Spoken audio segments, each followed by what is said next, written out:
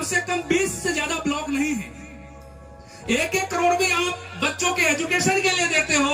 1-1 करोड़ का अगर शानदार भवन या लाइब्रेरी को स्थापित करते हो, बढ़िया कोई अच्छा बहुत शानदार शिक्षण केंद्र स्थापित करते हो, तो भी एक ब्लॉक में 1 करोड़ रुपया ही होगा।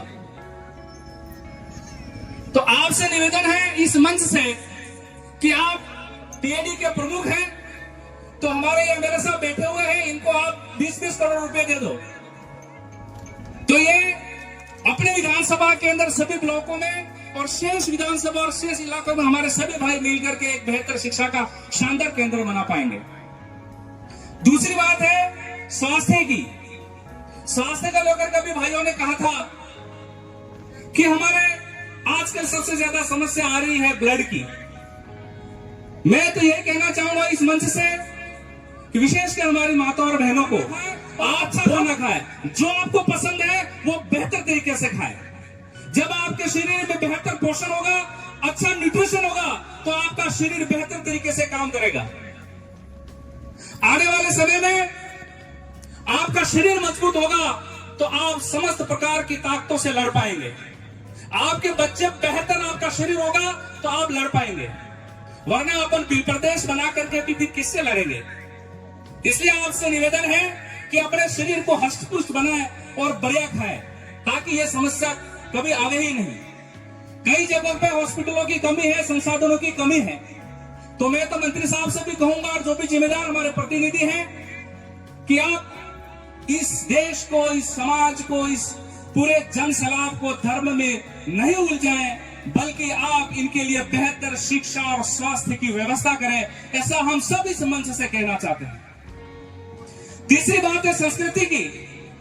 जब आपकी संस्कृति ही नहीं बचेगी, आदिवासियों की बोली, भाषा और परंपरा, उनका जो लोकगीत है, उनकी जो लोक विधा है, उनके पोशाक है, उनकी अपनी जीवन शैली है, उनका अपना जीवन दर्शन है, वो ही नहीं बचेगा तो फिर हमारा इतिहास कहां से बचेगा, आदिवासी कहां से बचेगा मेरे भाई। अब संस्कृति को मिटाने के कुत्सित प्रयास किए जा रहे हैं।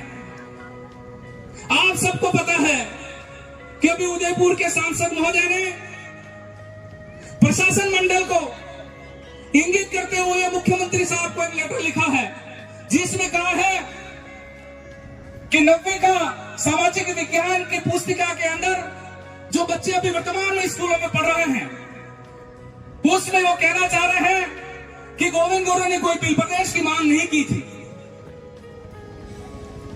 मतलब कितनी विडंबना है, चिंताजनक विषय है, दुख भी है कि आप इतने पढ़े लिखे हैं, आप एक ऐसे प्रशासनिक सेवा पद से आए हुए हैं और आपके कर कमलों द्वारा ऐसा किया जा रहा है, जो न केवल आदिवासी समाज बल्कि क्षेत्र में रह रहे तमाम अनुयायियों की आपने चोट करी है, उनकी भावनाओं को आहत किया है और पूरे बिल प्रदेश को और बिल समाज को आपने ललकारा है।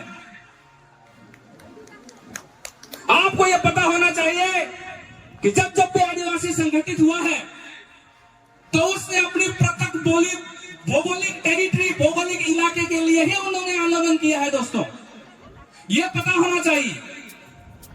स्पष्ट रूप से लिखा है कि बिलराज काम करने के लिए, प्रदेश के आदिवासियों को एक करने के लिए, उनकी संस्कृति, उनकी परंपरा और उनके अस्तित्व को बचाने के लिए भक्ति आंदोलन के माध्यम से बिलराज काम करने का संघर्ष किया गया था। यह किसे पता नहीं है। ऐसा कुत्सित प्रयास जो आप करें, दुस्साहस से हम सहेंगे नहीं। और इसके लिए आप सब बैठे हुए मेरे भाई, जितना हो सके आप अधिक से अधिक आप प्रशासन मंडल को लेटर लिखें और हमारे तीनों विधायक साहब भी बैठे हुए हैं, सांसद जी भी हैं, आप जल्दी से एक बढ़िया लेटर लिख करके आप प्रकाशक मंडल को भेजें और मुख्यमंत्री को लिखें। हमारी तरफ से भी विरोध प्रदर्शन होना जरूरी है, बहुत ही लोकतांत्रिक तरीके से। चौथी बात है जैव विविधता की। जैव विविधता में सारा पर्यावरण आता है। आदिवासी सदियों से इस प्रकृति के बीच में जीता आया है और आदिवासी इस प्रकृति को बचाने का पूरा काम कर रहा है। तो आप सब भाइयों से निवेदन है, खैर चूंकि मेरी चिट्ठी आ गई है इसलिए मैं ज्यादा आपका